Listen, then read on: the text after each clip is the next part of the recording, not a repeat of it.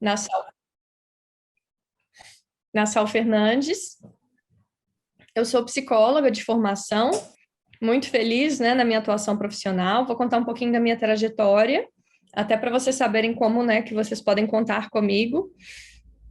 Então, eu fiz a minha graduação na Universidade Federal de Minas Gerais, a UFMG, com um ano de formação também da graduação na Universidade de Melbourne, na Austrália, como graduação sanduíche, né? E lá também, como em outras instituições nesses países, né, Austrália, Estados Unidos, alguns países da Europa, essa questão da cognição, da memória, da aprendizagem são temas muito estudados, né? Então, é um assunto que é ênfase em vários cursos de psicologia. Então, me formei como psicóloga na UFMG, com a Universidade de Melbourne, e tenho mestrado em medicina molecular também pela UFMG. Apesar desse nome esquisito, né, no meu processo de mestrado, eu atuei especialmente com avaliação de TDAH, de autismo, né, então crianças com essas condições. E eu sei que TDAH é um assunto que gira muito em torno desse universo acadêmico, né, além de que, independentemente das pessoas terem ou não TDAH, a desatenção é uma coisa que prejudica bastante ou pode interferir no nosso processo de aprendizagem. Bom, e paralelamente, né, a formação, a minha atuação profissional, eu atuo em consultório particular aqui em Belo Horizonte já há alguns anos, não vou nem saber dizer muito quantos, talvez uns 5 anos, com 3 atuações, né? Avaliação neuropsicológica, terapia cognitivo-comportamental e treinamento de pais. Sou também docente de graduação e pós-graduação aqui em Belo Horizonte, em diferentes instituições, e na graduação leciono para o curso de psicologia no Centro Universitário UNA. Talvez os colegas aí de Minas conheçam a instituição. É uma instituição que tem também vínculo com, enfim, outras instituições em outros estados do país. Então, minhas atuações principais são psicóloga e professora, né? E eu me sinto muito realizada nas duas, vejo que elas se complementam bastante e vejo que elas podem contribuir muito no contexto em que vocês estão inseridos, né? De estudo voltado para um objetivo, né? Então, essa aprovação, esse alcance no Enem, enfim, nos processos de estudo, para ingressarem aí num curso que seja do interesse, numa instituição que seja do interesse. Então, estou aqui à disposição para a gente conversar sobre isso, tá? Bom, pessoal, eu trouxe um material para ir conversando com vocês a partir dele, né? E, ao final, a gente pode esclarecer dúvidas, discutir aí se vocês tiverem algum questionamento. No percurso, e aí, Eliezer, você me conta como que você pensou, mas no percurso, se surgirem dúvidas, vocês podem também ir colocando no chat, por exemplo, que a gente consegue esclarecendo, tá? A gente tem até 3 perguntas aqui que foram enviadas pelo Instagram. Eu nem te mandei, mas assim, eu acho que são perguntas que você vai conseguir refletir bem a respeito. Então, acho que pode seguir, depois a gente abre para perguntas aí, quem tiver mais. Muito bem, então tá. Pessoal, eu vou compartilhar aqui os slides com vocês. Em alguns momentos eu vou trocando a tela para a gente dialogar e volto com a tela, tá? Então vamos lá, né? Hoje a gente vai conversar um pouco a respeito da memória e as suas interfaces com a aprendizagem. E por que a gente fala assim, né? Memória, interface com as aprendizagens? Porque a memória é um componente do nosso processamento que é muito relevante quando a gente pensa na aprendizagem, mas ele não é o único, né? Então, há outros componentes relevantes. Então, como nós processamos a linguagem, né? A informação que chega por meio de palavras, como a gente processa os elementos a partir da nossa atenção, como nós administramos informações externas, regulamos os nossos impulsos e agimos no ambiente, tudo isso também envolve, interfere na aprendizagem, mas a gente vai dar uma ênfase aqui hoje em memória, até porque seria um pouco pretensioso esgotarmos esse assunto tão vasto e tão legal numa noite, né? mas trazendo aqui informações que são relevantes, que são úteis para o processo de vocês. Bom, gente, quando a gente fala em memória, normalmente é muito comum a gente observar queixas, né? Nossa, minha memória não está tão boa quanto poderia, estou me esquecendo de eventos corriqueiros, e, no geral, ela acaba levando a culpa por muitos dos nossos problemas e dificuldades. Na verdade, quando a gente tem alguma queixa de memória, vale a pena pensarmos se realmente se trata de algo da memória, ou, na verdade, se seria algo atribuído, por exemplo, à atenção, né? Que é um processo que vem primeiro, e que sem a atenção, provavelmente a gente vai ter um impacto aí na manutenção dessa informação, né? Além de estresse, aspectos emocionais, ansiedade. Então, nós temos muitos processos que estão envolvidos a essa consolidação de memória. Então, eu trago essa introdução para que a gente possa refletir sobre isso de uma maneira um pouquinho mais ampla, né? E lembrar que outros processos estão em jogo, né?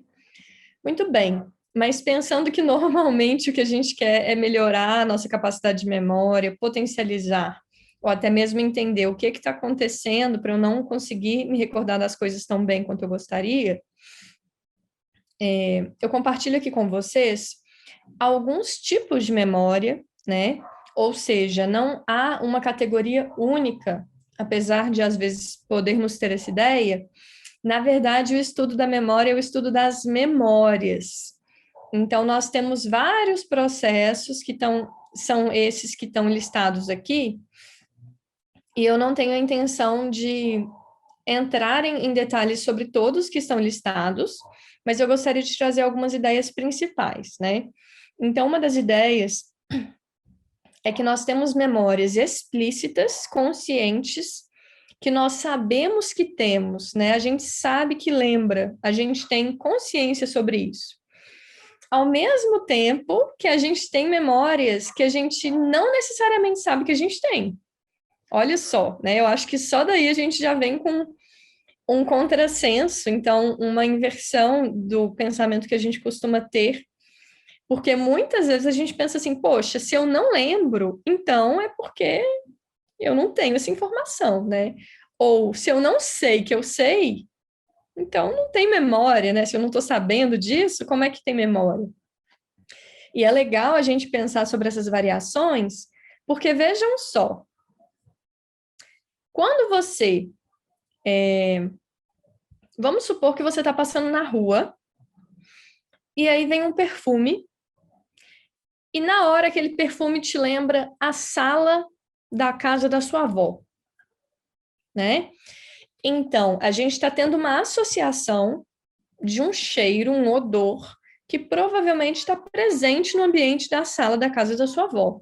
Isso pode ser o perfume que a sua avó usa, pode ser o cheiro do amaciante das roupas da sua avó, né? Pode ser um cheiro de uma vela aromática, ou enfim, qualquer tipo de razão aí que explique esse odor naquele ambiente.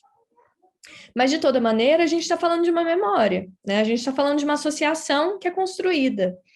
E que até o momento em que aquele cheiro aparece, você se lembra da casa da sua avó, você nem lembrava que você tinha essa associação, né? Às vezes a gente pode até ter consciência sobre isso, mas muitas vezes nós não temos. Então, isso é um exemplo para esse assunto que a gente está discutindo aqui, né? Das memórias também implícitas. Agora, como que isso é relevante para a gente, pensando no contexto de estudo, né? Primeiro, pensando nessas duas divisões, memória explícita e memória implícita. De um lado, nós temos aqui um tipo de memória que é basicamente o que a gente estuda para passar no Enem, né? Que é o que a gente chama de memória semântica. Ou seja, são informações, fatos, conhecimentos gerais que não estão associados especificamente à minha história pessoal, né? Então, por exemplo, eu posso ter memória do meu aniversário, que é algo muito pessoal, mas eu posso ter memória de que 2 mais 2 é igual a 4. E isso não é algo que depende da minha existência, das minhas experiências, é um fato geral conhecido, né? Então, isso é um exemplo de memória semântica. Então, a memória semântica independe do contexto, independe da sua existência, das vivências que você teve, e se refere a esse tipo de conteúdo, né?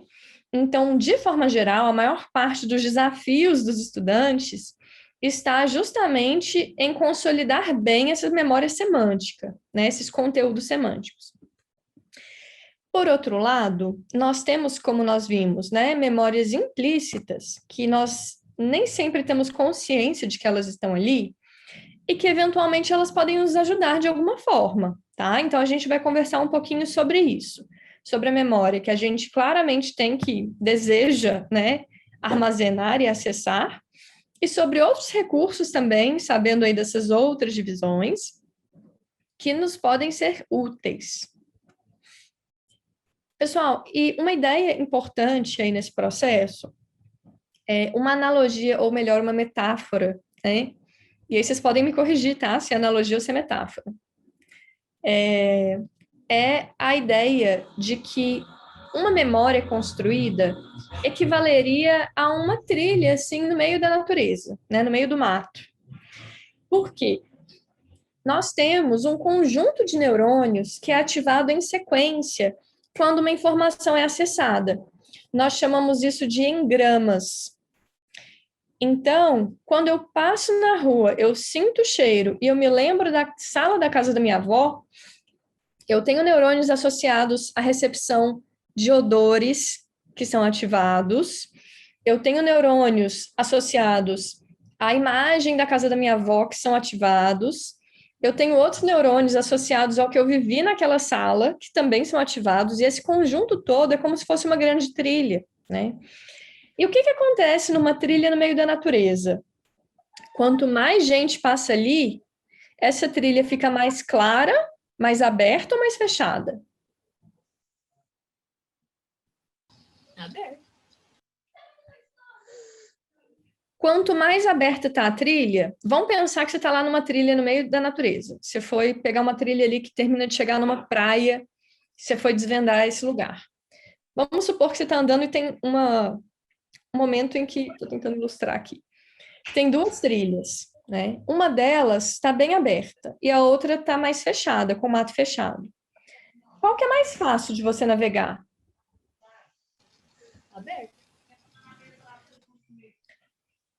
Então, assim como as trilhas, as nossas memórias funcionam mais ou menos no mesmo esquema, né? Quanto mais a gente acessa, mais fluido fica aquele caminho, maior a chance de eu passar por ali quando eu chegar naquele local de novo. Assim como as trilhas, se eu chego em um ponto e tem uma trilha aberta e uma fechada, eu tendo a ir para a trilha aberta, porque passar por ali é muito mais fácil, o caminho está mais bem definido. Com as nossas memórias acontece a mesma coisa.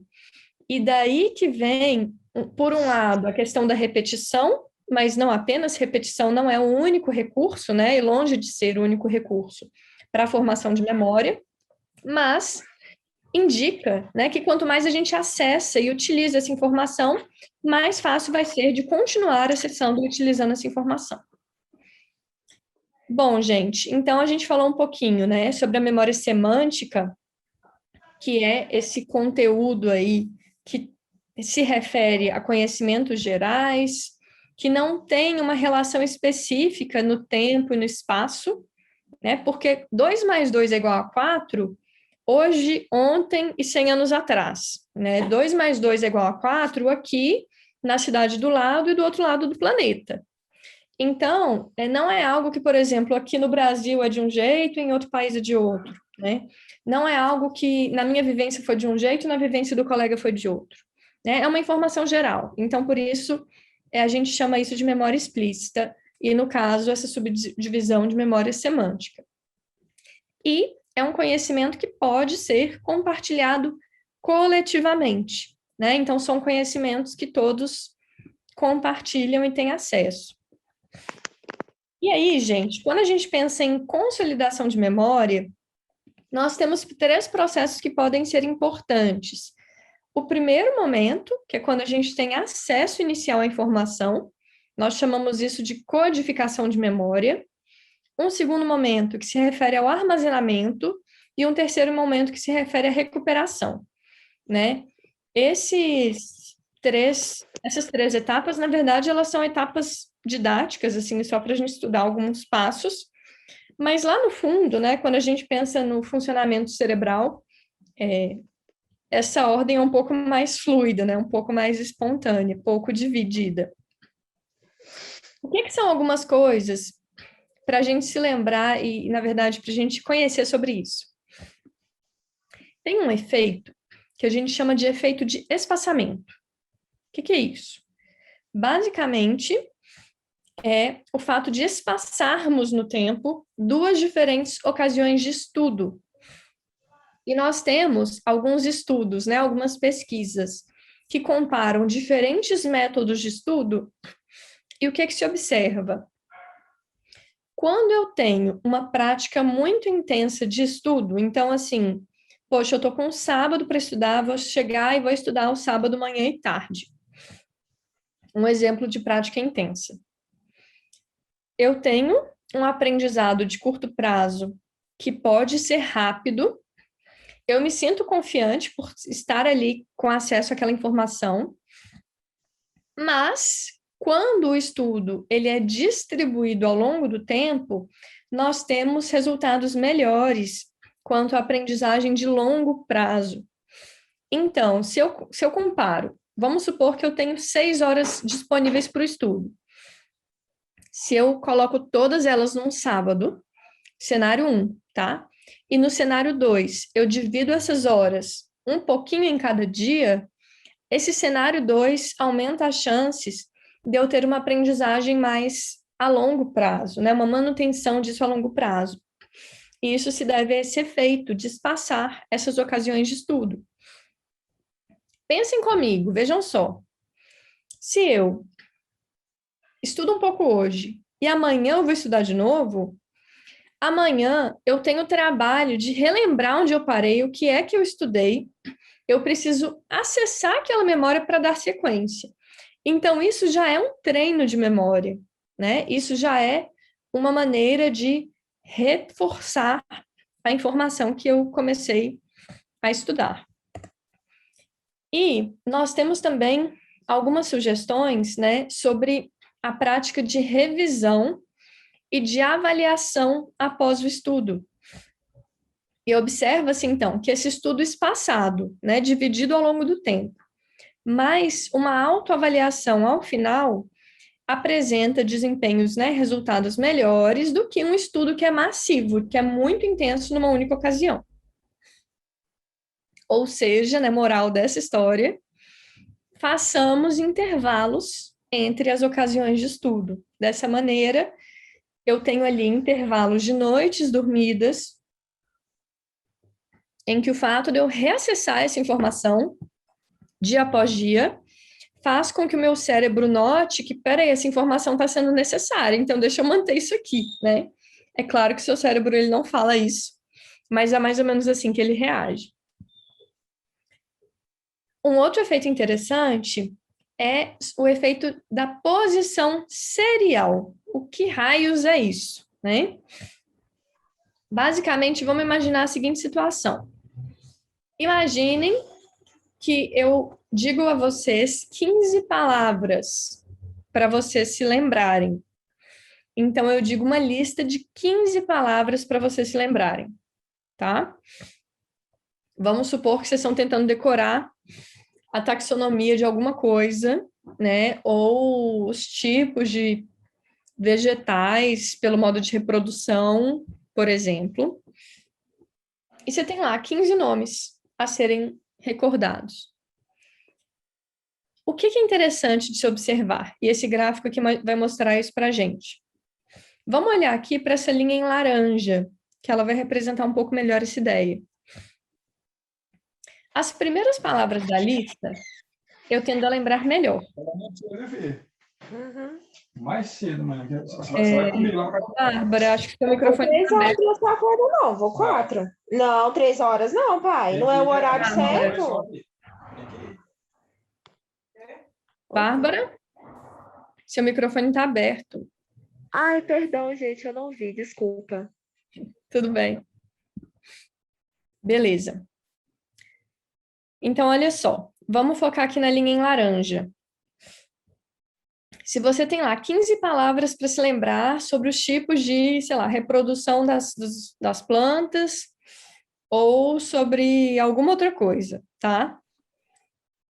As primeiras palavras que você tenta lembrar, a gente tem uma porcentagem de retenção maior. As do meio, a gente lembra menos, e as últimas a gente lembra mais. O que se observa com isso, né? As primeiras palavras, de forma geral, a gente está ali atento, tentando começar a identificar essa sequência. Então, a nossa memória ainda não encheu, entre aspas, né? A gente está com a cabeça fresca para receber o que está vindo. E aí a gente lembra das primeiras. Mas na medida em que vão chegando novas palavras, isso simplesmente vai enchendo a nossa capacidade de lembrar de tanta coisa. E ao final, as últimas palavras acabaram de ser ditas, então é como se elas ainda estivessem reverberando aqui de alguma maneira no nosso processamento auditivo, né? Como se a gente ouvisse ainda a sombra daquelas últimas palavras. E por essa razão, observa-se em geral que as primeiras informações e as últimas, a gente tem uma porcentagem de recordação melhor, como a gente observa aqui na linha em laranja. Então, as informações do meio, né? Vamos pensar numa aula que você esteja assistindo. O conteúdo que vai no meio da aula, como você já não pode contar com esse efeito para se lembrar com mais clareza, então a gente tem que usar outros recursos para a gente garantir que está mantendo bem essas informações que vêm no meio do caminho, tá? E quais são esses outros recursos? A gente vai falar de alguns deles agora. Bom, um deles é esse efeito de autorreferência. E o que é isso? Basicamente, pessoal, é um esforço importante que todos tenham, né? Todo estudante tem a responsabilidade do quê? De trazer aquele conteúdo para a própria realidade. Então, vejam só. Vamos supor que vocês estão estudando produção de texto. E aí, às vezes, a gente fica, nossa, mas que preguiça, é difícil esse negócio, eu não consigo entender muito bem, e às vezes a gente se apega às reações negativas que a gente tem com aquela disciplina, né, de produção de texto. Agora, deixa eu fazer um esforço aqui para ver o que isso tem a ver comigo, com os meus interesses, com a minha história, com elementos que já são importantes para mim, que eu já tenho acesso à memória disso. Então, se eu trago um conteúdo que está distante, que está abstrato, para algo que faz sentido para mim, ou que tem uma relevância para mim, eu potencializo muito a chance de me recordar disso no futuro, né? Então, por exemplo, a gente estava falando da produção de texto. Nossa, produção de texto um pouco chato, um pouco difícil, mas vamos supor que eu adoro ler, sei lá, Harry Potter, ou me digam aí qual que é a trilogia ou sequência do momento. Senhor dos Anéis, eu tô nessa geração. Acotar. Série Vagalume. De passagem é excelente. Oi? Acotar. Senhor dos Anéis é excelente, né? Harry Potter nunca fica antigo, né? Gostei, Luana. Senhor dos Anéis, Acotar. Gente, nunca ouvi falar, eu agradeço, tá, pela atualização aí com as novidades. Fico feliz de estar por dentro agora. Agora, vejam só. Poxa, adoro Acotar. Eu não sei nem se eu estou falando certo, né? Eu devo estar falando bem errado. Adoro isso aí. Viajo na história. E peraí, como que é, né? Como é que é a construção do texto dessa escritora ou desse escritor? Como é que eles estruturam? Como é que eles vão narrando? Então, se eu trago algo que está distante e abstrato para algo que tem relação emocional ou que faça um sentido na minha história, eu potencializo muito o meu entendimento a minha manutenção dessa memória, e cá para nós, né, a gente fica até mais divertido, né? Fica até mais interessante. Isso a gente chama de autorreferência, efeito de autorreferência. Então, tem até um nome para isso é até estudado, né? Se eu estou estudando história e a gente está falando de êxodo rural, poxa, deixa eu ver aqui na minha família quando que a última pessoa saiu do campo, veio para a cidade, qual geração saiu para onde, como é que foi a vida dessas pessoas, está coerente com o que eu estou estudando, eu consigo ver o que eu estou estudando na minha família, nos meus vizinhos, né? Então, tá aí um desafio, e por que que eu digo que isso é responsabilidade de cada estudante? Por quê? Por mais que o professor possa trazer exemplos, ele não conhece a sua história em profundidade como você, né? Então, você é a melhor pessoa para fazer essas pontes aí com o que for mais relevante ou significativo para você mesmo. Muito bem. Outra dica sobre os tipos de codificação da informação. Bom, nós temos diferentes tipos de raciocínio e, enfim, a gente pode ter um pouquinho mais de facilidade ou dificuldade para esses diferentes tipos, mas, de toda maneira, quanto mais a gente integra essas formas da informação aparecerem, da forma da informação aparecer, mais entradas eu tenho para essa memória ser ativada. Por exemplo, se eu aprendo algo utilizando recursos visuais, auditivos, e aqui semânticos, o que é semânticos? Quando a gente está falando do significado, do conteúdo, tá? Do entendimento mesmo. Quanto mais eu associo esses elementos, o que acontece? Vão lembrar lá daquela trilha do início. É como se eu tivesse mais entradas para a trilha. Então, em diferentes pontos ali da natureza, do mato, eu posso acessar essa trilha. Então, aumenta a chance de eu encontrar essa trilha, não é mesmo? Se eu tenho uma informação visual, uma informação auditiva, uma informação do entendimento do significado, algo que eu veja que tem semelhança vai ativar essa memória. Algo que eu ouça que tem semelhança vai ativar essa memória. Então, eu aumento as chances de eu conseguir acessar isso, né? Então, isso pode ser um recurso bem legal. E eu queria dar um exemplo aqui para vocês. Vejam só. Eu preciso que vocês respondam essas perguntas para mim. Essa palavra, a primeira palavra aqui, está em maiúsculas? Tá, sim. Tá sim. Obrigada. Essa palavra da sequência rima com gato? Rima. Rima. Sim. Sim. Última pergunta. A palavra se encaixaria na frase: a garota colocou a sobre a mesa? Se ela for uma pessoa violenta, Sim. pode ser sim. Sim. Beleza. Então tá. O que foi feito? Essas perguntas, desse jeitinho aqui, foram feitas para alguns participantes da pesquisa. O que os pesquisadores identificaram?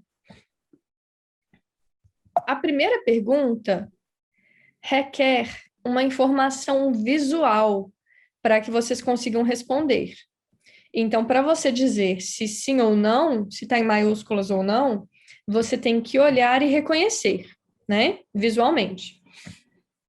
A segunda pergunta requer uma informação auditiva, porque a gente tem que processar aqui fonologicamente pato, eu preciso dizer pato mentalmente para eu sentir se rima com gato, né? Então envolve elementos fonológicos, auditivos. E por fim, para responder a última pergunta, eu preciso acessar elementos semânticos, ou seja, do entendimento, do significado, né? E o que observaram? As palavras que foram a palavra que foi melhor lembrada foi aquela que demandou uma análise semântica, né?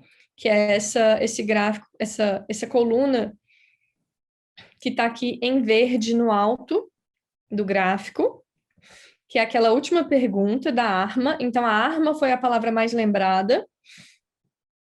O gato foi a palavra mais lembrada. Era gato mesmo, né, gente? Pato. Pato foi a segunda palavra mais lembrada. E cadeira foi a terceira palavra mais lembrada. O que é que isso nos informa? Isso nos informa que algo que demandou informação visual, que demandou processamento visual, ficou registrado em memória, mas o que teve processamento auditivo teve melhor recordação em memória, e o que teve processamento semântico, ou seja, de entendimento, teve a melhor recordação em memória das três, tá? Então, apostem no entendimento, né? Isso que tantos professores dizem, né? Que entender é muito mais importante do que decorar, justamente porque é isso que a gente tem acesso. A nossa memória, ela não é perfeita, ela não é precisa o suficiente para a gente garantir que tudo que a gente decorou está certo. A gente falha nessa missão, né? E quando a gente entende, aumenta aí as nossas chances de conseguirmos nos lembrar do principal, né? Da imagem central, da mensagem principal. Então, apostem no entendimento e, sempre que possível, né, integrem os diferentes tipos de estimulação. Mas o principal, então, é dar contexto e significado para o que eu estiver estudando ou aprendendo. Inclusive, os atores e atrizes utilizam essa estratégia para lembrar das sequências das falas aí em filmes, novelas, peças de teatro, vocês sabiam? Essa é uma estratégia que é usada. Primeiro, eles dão uma olhada geral no roteiro, na sequência de falas, e compreendem ali o que é para ser, a emoção que é para ser exprimida ali, né? O entendimento geral, para só depois eles irem, de certa maneira, recordando fala por fala, né? E eles fazem um bom trabalho, né? No fim das contas, eles conseguem. Então, fica aí a dica diretamente do mundo das artes. E aqui também, pessoal, falando dessas diferentes estimulações, eu vou dar um outro exemplo para vocês, né?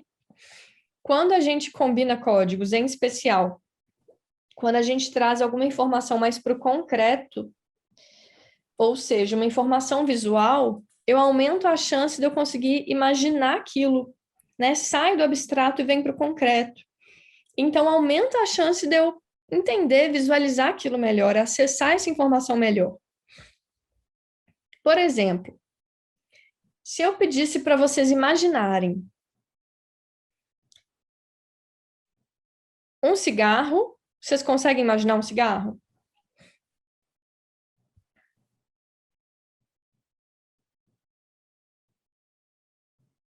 Beleza, vocês já viram um cigarro, vocês sabem o cheiro do cigarro, vocês sabem o tamanho, talvez a textura, enfim, o peso.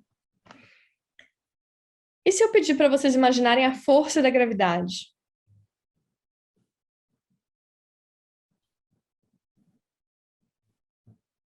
Mais complexo, né?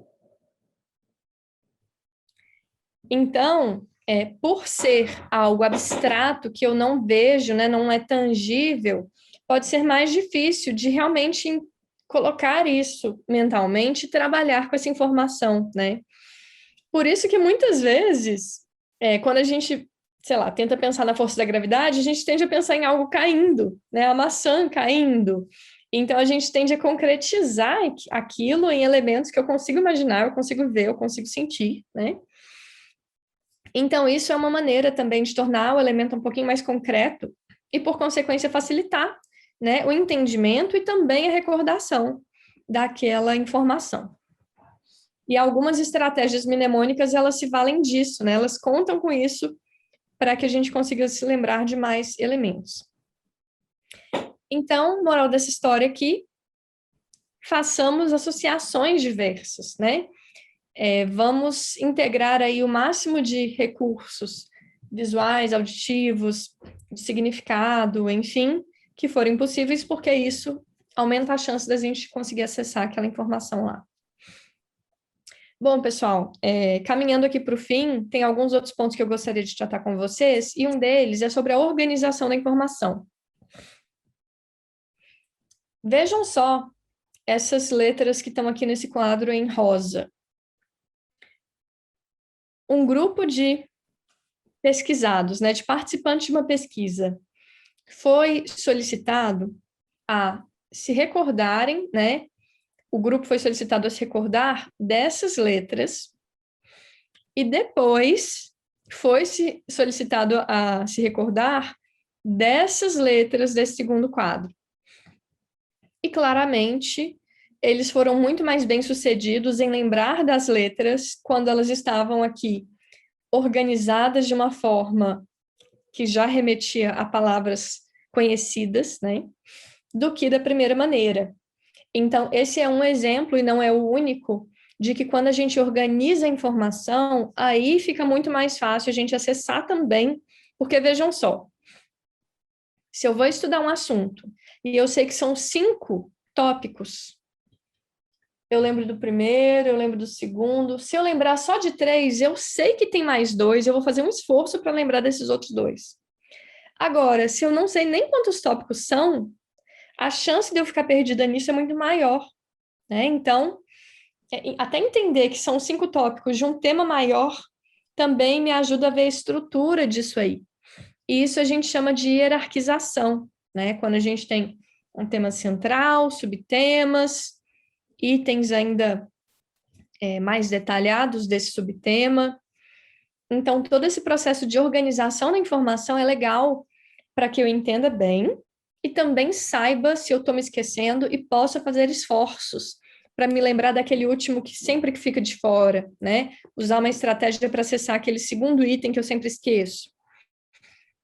Então, esse é um ponto legal também. Gostaria de trazer para vocês rapidamente um estudo, que claramente a gente não vai precisar lê-lo aqui agora, né? Mas a ideia principal dele é sobre o efeito do estresse na memória. E aqui a gente tem um eixo demonstrando que o estresse reduz a atividade dos neurônios de uma região cerebral chamada hipocampo, que está muito associada àquela memória semântica que a gente conversou no início, né? Então, na presença de estresse, o meu cérebro mostra-se menos receptivo a informações que eu esteja estudando. Além disso, a gente tem também um prejuízo na nossa habilidade de regular os nossos próprios pensamentos, de regular a nossa atenção, de regular o nosso comportamento, e aí pode ser mais difícil concentrar, pode ser mais difícil me organizar e me acalmar para o estudo. Então, tá aí uma coisa para a gente cuidar também, hein, pessoal? Administrar o estresse, praticar uma meditação. As emoções, né? Elas também, por elas serem relevantes para a nossa vida, elas têm um potencial de amplificar o acesso a uma memória, seja uma memória emocionalmente positiva ou emocionalmente negativa. E quando a gente associa positivamente, a gente tem uma predisposição melhor para buscar aquela informação, né? A gente tem interesse de se lembrar daquilo.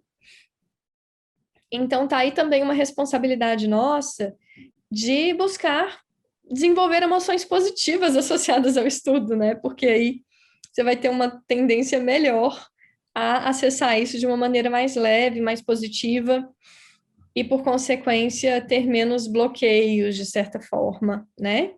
A acessar uma informação que você precise para alcançar o desempenho que você deseja. O sono é uma outra variável muito importante, e eu acho que toda essa nossa conversa direciona para o caminho de que cuidar do nosso bem-estar é também uma maneira de cuidar da nossa aprendizagem, do nosso estudo, né? Tanto que aqui nesse gráfico a gente vê que as pessoas que se lembram de sílabas após o sono e pessoas que se lembram de sílabas e permanecem acordadas, vejam a distância que há entre uma e outra no número, né, na porcentagem que é recordada. Então, o acesso dessas informações após o sono tende a ser melhor, uma vez que o sono, de certa maneira, limpa algumas interferências e mantém informações que são importantes, como um processo restaurativo aí da nossa, inclusive das nossas memórias, né? Muito bem. Para finalizar, estamos chegando ao fim. Queria compartilhar com vocês também que uma vez que a memória já foi adquirida, nós temos diferentes formas de recuperá-la. Então, temos a recordação, em que eu tenho pistas e eu só identifico, e temos a evocação, que é espontânea. Então, eu vou dar um exemplo. Vamos supor que hoje você decidiu estudar um assunto, o pessoal tem algum microfone aberto. Vocês conseguem...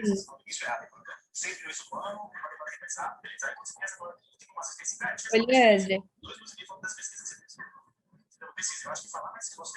Pessoal, mas vocês estão me ouvindo?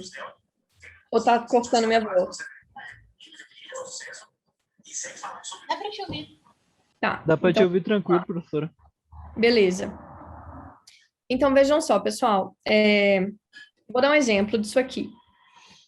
Vou estudar hoje, abri o material e estou pensando, onde é que eu parei mesmo da última vez? O que foi que eu vi mesmo da última vez? Antes de recorrer às suas anotações para já ver o que você estudou, não para, fecha os olhos, faz um exercício ativo de lembrar o assunto, tenta lembrar as categorias, tenta lembrar o que foi visto em cada categoria. Sem pista, gente, fecha o olho e faz esse exercício antes de você começar. Por quê? Porque você vai estar exercitando a evocação, que é essa, quanto mais a gente exercita, maior a chance da gente reforçar aquela trilha lá.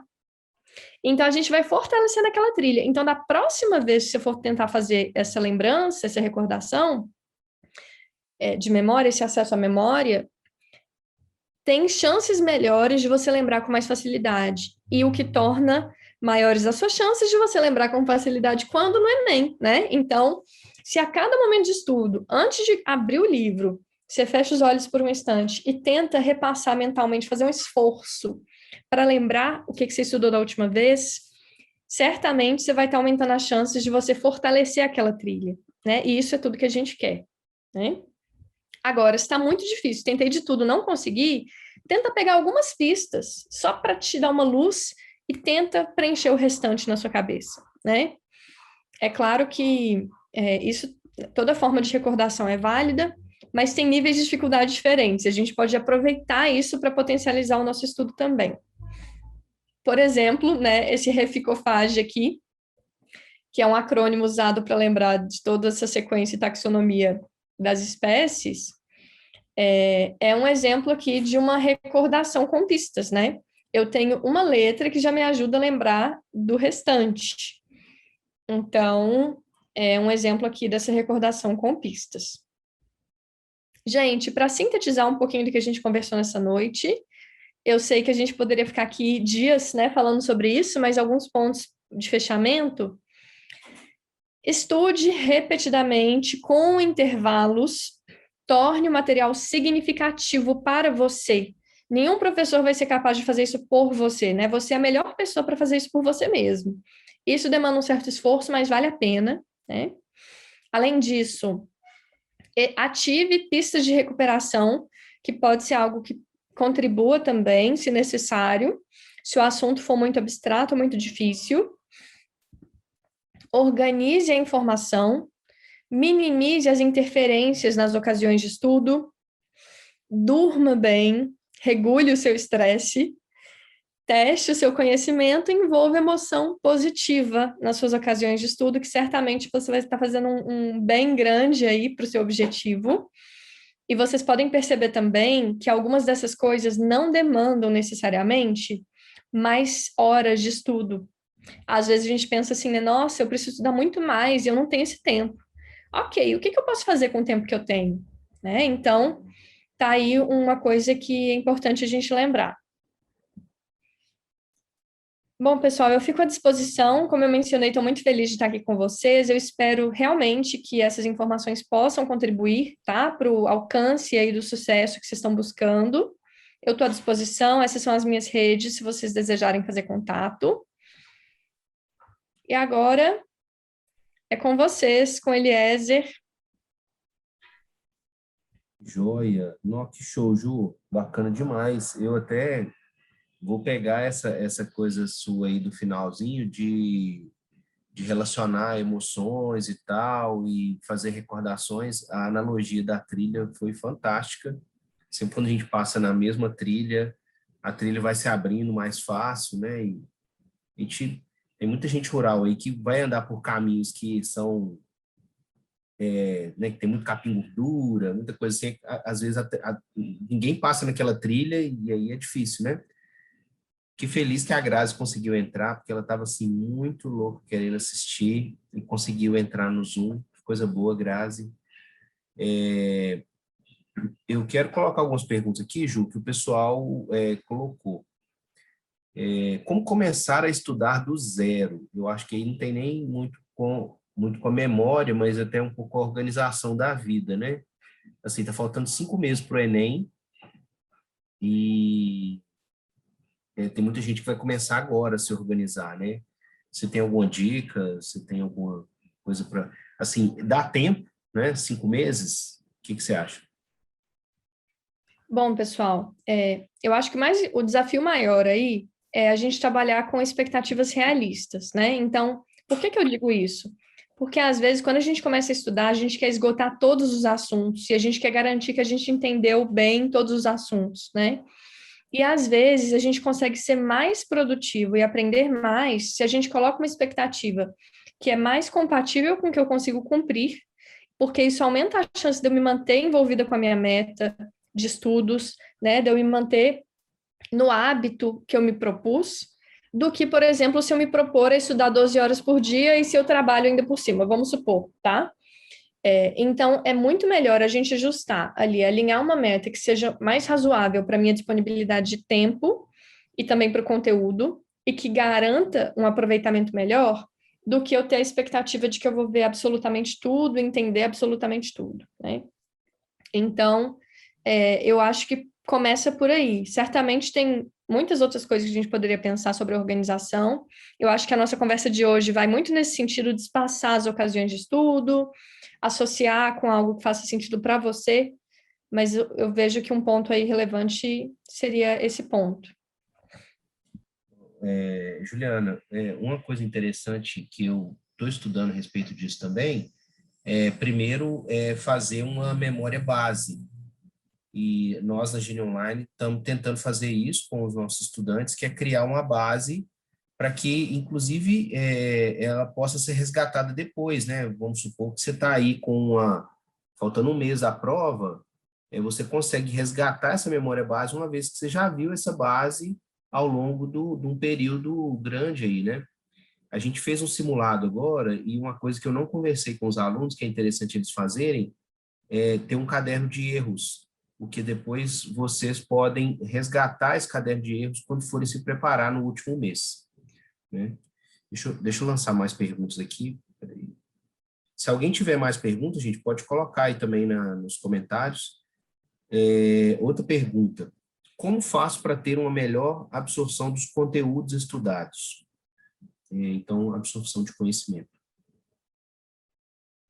Não, legal. Eu acho que, assim, os pontos que a gente falou hoje, todos têm esse objetivo, né, de melhorar essa absorção, mas eu focaria primeiro na compreensão, o quanto que eu realmente estou entendendo, aquilo realmente faz sentido, e de quais maneiras eu posso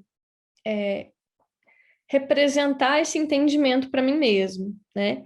Então, isso vai ser um primeiro passo. E, a partir disso, a gente pode implementar aquelas estratégias de memória que a gente conversou hoje.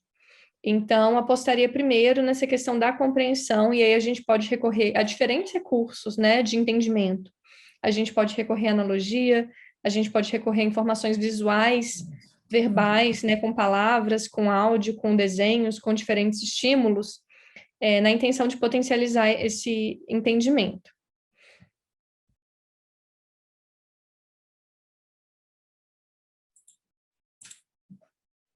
Próximo.